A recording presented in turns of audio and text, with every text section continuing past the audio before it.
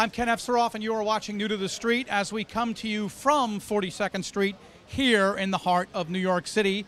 And we are talking to companies to find out what they are doing and what their business is. And right now, Matthew Oakes, he's the CEO of Direct Insite Corporation based in Fort Lauderdale. He is here with us. Thanks for joining us here on New to the Street. Thank you for having us. Thank you very much. Good. So talk to me about Direct Insite, what you guys do, the sector you're involved in. Direct Insight really is a automation play. We're really electronic invoicing, presentment, and payment. So what we do is we eliminate paper in the chain. We try and automate and transform, no matter what your ERP is in a cloud-based environment, transaction pricing environment, right, for big companies. And we really play well where you have a large amount of distributed invoices around a lot of companies. So companies like Siemens, IBM, HP are some of our customers, the big enterprise customers. When it comes to paper invoicing and paper billing and just the use of paper in general, companies must waste billions of dollars a year. Yeah, literally. I think it's much more than that, though. People tend to focus on the paper and the green aspect of that, and I think those efficiencies, people have kind of grown tired of hearing that message. I think the key is that people are concerned about working capital solutions and things that get them their money faster, that process their money faster. And so electronic invoicing is more about working capital management and the processes that you run inside your business as opposed to it just being a pure paper play.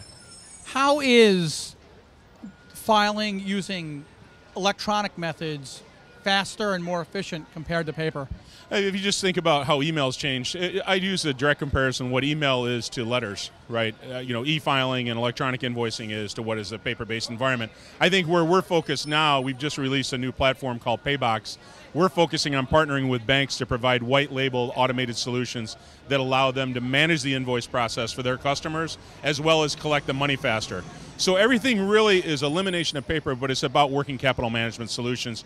And we call it speed to the ball, kind of like the football analogy. Well, we really use that in business. It's the speed to your money, right, or the speed by which you process those transactions. What kind of blowback do you get from detractors on this type of technology? What might someone say, well, I might not want to use this? A detractor, I think what you fight mostly is you have, it's a challenging sale, number one. You're dealing with the most conservative person in the most conservative part of an organization that gets paid not to make a mistake. So you're selling to a CFO or a VP of finance, and they're more concerned with not making an error than they are necessarily implementing something that's going to be, a transitional change to the organization. So I think what you do hear back is, A, I don't have a problem. B, I'm already doing it the right way, right? A lot of that. But I think where you see large organizations starting to go ahead and look for every single penny and every single piece of efficiency, these type of solutions, these tools, for lack of a better word, are where everybody's going. So it's not a matter of if, it's when, and if you're a first mover or you're a late mover. Tell me about the e-filing space in terms of competitors. Is it a crowded space? And the amount of revenue as of 2014 this sector generates? I can't give you an overall sector number. I will tell you that we're seeing consulting companies, big consulting companies, and venture money pile into the space. So it means that there's something there. I think where we have a nice advantage of, we have a large distributed customer base of big enterprise customers with large revenue streams. They say that the statistics will tell you that only about 40% of the industry is automated right now, so there's a lot of running room. And it depends on how you define it, whether it's a local market, a national market, or a world market. The U.S. is very much behind the curve because there's not a set of standards and it's not regulated, whereas in Europe this is all regulated and standardized. So the U.S. market is wide open. We think we're uniquely positioned, and I think there's going to be healthy competition for this space and for the revenue dollars, but it's there, and that's why you see the competition coming in. Now, how is the business at Direct Insite? How are you guys doing fiscally?